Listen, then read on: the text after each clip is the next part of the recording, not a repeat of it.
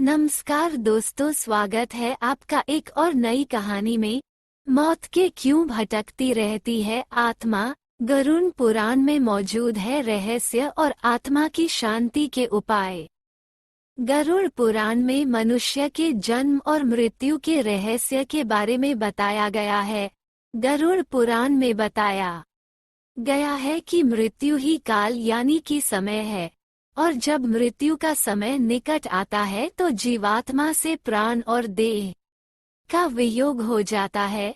हरेक मनुष्य के जन्म और मृत्यु का समय निश्चित होता है, जिसे पूरा करने के बाद ही मनुष्य को मोक्ष की प्राप्ति होती है और वह पुनः दूसरे शरीर को धारण करता है।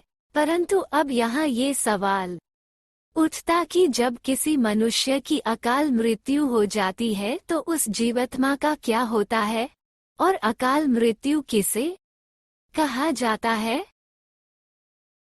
गरुड़ पुराण में क्या है अकाल मृत्यु का अर्थ। गरुड़ पुराण में अकाल मृत्यु के कई तरीके बताए गए हैं। जब कोई व्यक्ति भूख से तड़प कर मर जाता है, किसी हिंसक जानवर द्वारा उसकी हत्या कर दी जाती है, या फिर किसी जहरीले पदार्थ के सेवन से व्यक्ति की मृत्यु हो जाए, पानी में डूबकर उसकी मौत हो जाती है, तो इसे अकाल मृत्यु कहा जाता है।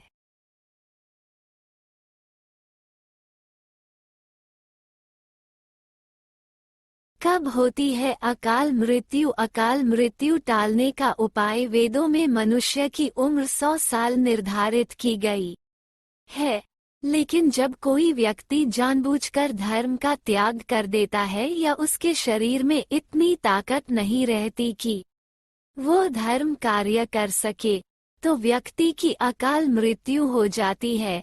वही गरुड़ पुराण में इस बात का भी वर्णन किया गया है कि व्यक्ति के पिछले जन्मों में कर्मों के कारण भी उसे अकाल मृत्यु का सामना करना पड़ता है।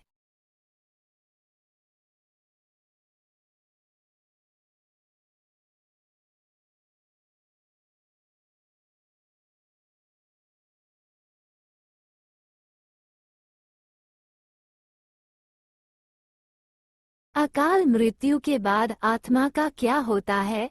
अकाल मृत्यु हो जाने के कारण मनुष्य की कई इच्छाएं अधूरी रह जाती हैं, जिन्हें वह अपनी इन इच्छाओं को पूरा करने के लिए आत्माएं अपने परिजनों को कष्ट पहुंचाती है।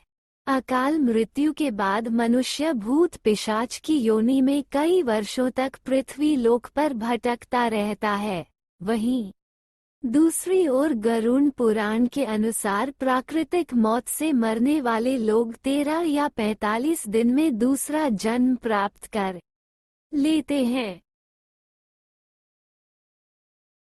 आत्मा की मुक्ति के उपाय। गरुड़ पुराण के अनुसार अकाल मृत्यु द्वारा मरने वाले व्यक्ति के परिजनों को उसका तर्पण नदी या तालाब में करना चाहिए।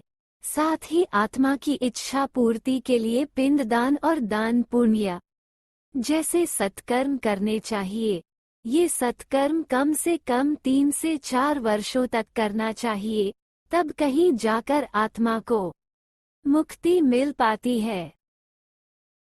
दोस्तों, कहानी आपको कैसे लगी हमें जरूर बताएं, और हमारे साथ बने रहने के लिए चैनल को सब्सक्राइब करें, और आपका दिन शुभ हो।